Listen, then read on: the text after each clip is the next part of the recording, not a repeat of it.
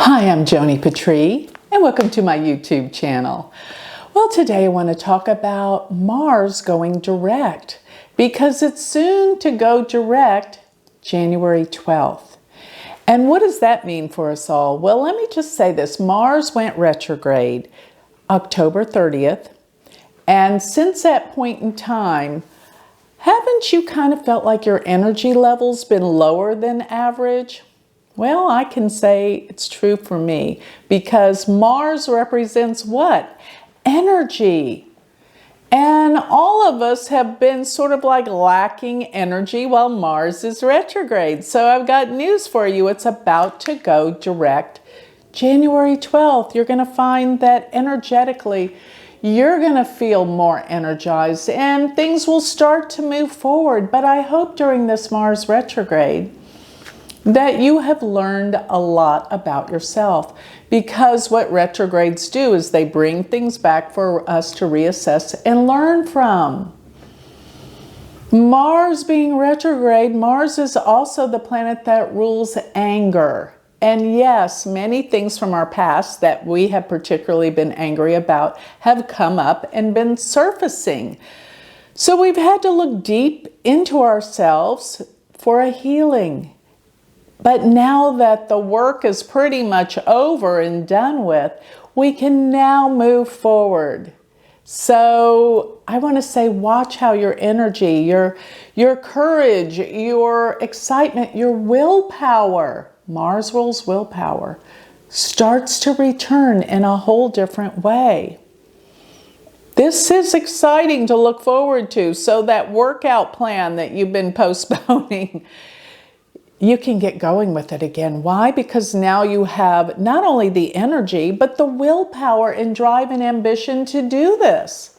This is wonderful. I love Mars finally going direct. Besides this deep, dark stuff that it's put us through and the anger that it's surfaced, I'm ready to move on from.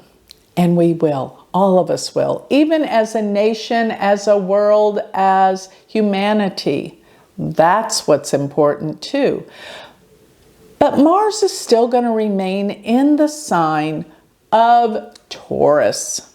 So Mars hasn't liked being in Taurus too much. And as it's stationing around the 12th, realize that it's somewhere around 14 degrees of Taurus. This is just about 2 degrees off of the fixed star Aldebaran, which is called the red one. The eye of the bull. It's angry, it's feisty, and mainly possibly because it sits right opposite the fixed star Antares, star of war. Mars stationing, when it stands still, well, a station is actually when it changes direction, because in that process, it pretty much stands still. So it's going from retrograde, so it's been going backwards, and it's got to stop in order to move forward, you see. So those degrees that it pretty much stands still on, which will be around the 12th of January, are vital and potent. And when it conjoins some major fixed stars like this one does, rest assured there's going to be some blow-ups concerning what Mars is all about, which is what? War. So if you think the war in the Ukraine or wars in other portions of the world, maybe dealing with China, all these other places, North Korea, people are going to start rallying up because Mars is stationed with these stars. This is power. This is anger. Big things are happening around the world while Mars stations, because Mars becomes more powerful when it's standing still. So if you think the anger and the war and the frustration are going to go away the minute Mars turns direct, think again, because it's standing still at a very, very treacherous part of the zodiac. But once we get Mars moving forward, and let me just say, by March 12th, it's going to leave the sign of Taurus and move forward finally into the sign of Gemini, where it will stay by around May 10th. And while it's in Gemini, It's going to really stir up things concerning communications, internet, how we connect to one another. If you think that what we've been learning about the cahoots of the world and how they're controlling the media, we haven't seen nothing yet. Watch what happens when Mars goes through the sign of Gemini. Now it's going to be picking up some speed here, so it's not like it's stationing in retrograde, stirring up all this past hurt and pain and things that it did while it was in Taurus. Now it's in Gemini, and things have to progress. Things concerning travel too. What's been going on possibly with the internet, with airlines, with computer work. Things have to be attested, and probably the things with the airlines, Southwest Airlines, all these things are going to be worked on.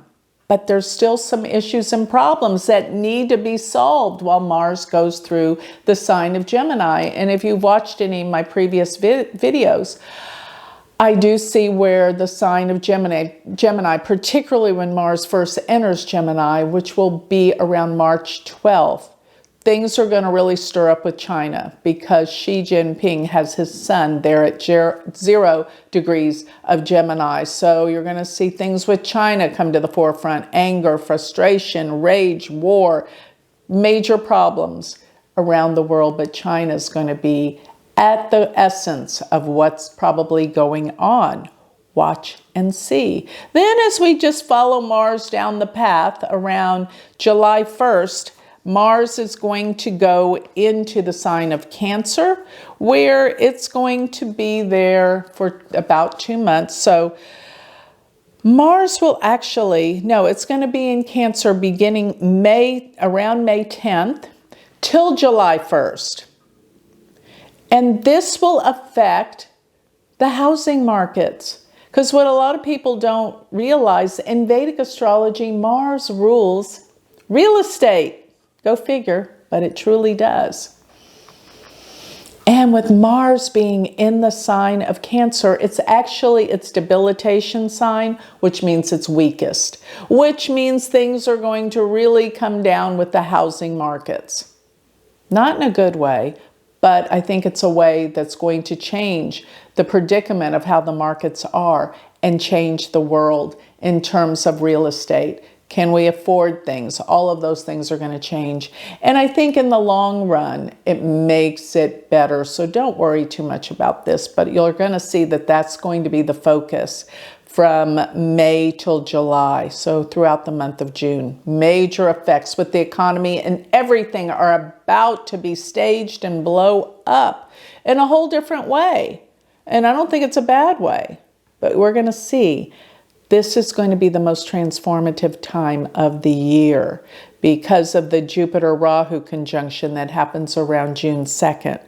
Get ready. Mars being where it's going to be tells the story of the unfoldment of the communications and everything dealing with probably the corruption that's been going on worldwide, always. Mars is going to stir things up, but the one thing I want you to remember for yourself individually, your energy levels are going to come back. Your drive, your ambition are going to come back. So 2023 is going to get started on a bum note for the first 5 months, and after that, you're going to see things change for the better. But personally, I'm going to enjoy a much better wave of energy through my physical body, and you should too. So let's get ready for Mars as it turns direct.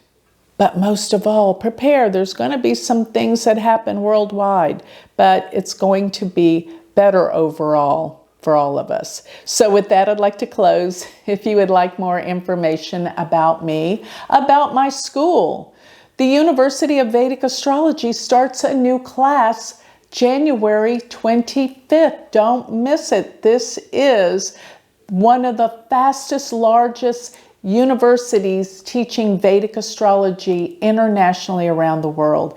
And you can be an astrologer. So check it out. Go to universityofvedicastrology.com. And remember, if you want to learn more about me, get a reading, or sign up for my magazine, all that's on my website, or my free newsletter, galacticcenter.org. Thank you.